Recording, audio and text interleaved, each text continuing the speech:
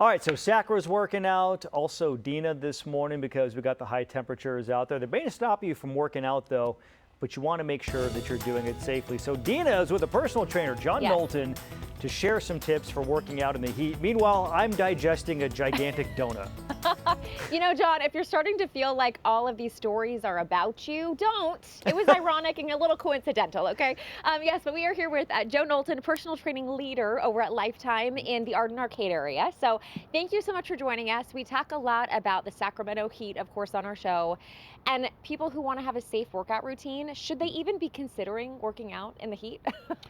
Yeah, you can consider to work out in heat. That's not a problem. We just want to maybe think about modifying those workouts if we're going to be out there in the midday heat.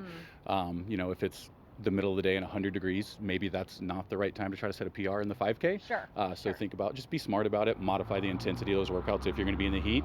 Or better yet, take those workouts inside. Come see us over at Lifetime in Arden. We have everything that you need to get any kind of workout you can imagine. So. And another really important point to make is, you know, for those of us who work the morning show, we don't actually have the early hours of the day to do the workouts. If we want to do it later in the day, hydration is truly key here. Absolutely, yeah. So I brought a couple of things here to talk about that. So I picked these tumblers specifically because these are 24 ounces, and believe it or not, that is the amount of water that we want you consuming every hour that you're out there doing exercise. Okay, I'm going to have you say that one more time. 24 ounces in every hour you're out there. Yeah. So really want to regulate those fluids and replenish those fluids that we're losing through sweat. So that's why I brought these here. These are our, this is our hydrate product at Lifetime. And so these are electrolytes, right? So these are these important minerals that we're going to be losing through sweat as we're exercising outside. So we want to make sure that we are replenishing these. Okay, and with the electrolytes, do you recommend kind of going back and forth from regular water to electrolyte water, or can I replace all of my water with the electrolytes? So I would like to put this in the water that you're going to consume pre-workout and during workout, right? So you're kind of getting your muscles hydrated, and that fluid is in there and ready to help their function while you're doing those exercises or while you're out in the heat, and then as well as intra-workout, so just kind of keep them hydrated through the process. Okay, and then also, you know, sunscreen, very important, especially this time of year when it's peak middle of the day and the sun's right above you. That's when the UV rays can be really strong. Absolutely, yeah. So sunscreen, everybody knows, like, you guys just wear it. It's like, you know, nobody's stronger than the sun. Who would believe that? So most importantly, we want SPF 30 to 50. We want to apply and reapply. I love to play golf, so if you're out there, guys and girls that like to play golf, you're out there for 4, 5, sometimes 6 hours if it's a weekend round. Make sure you're putting on before and at the turn.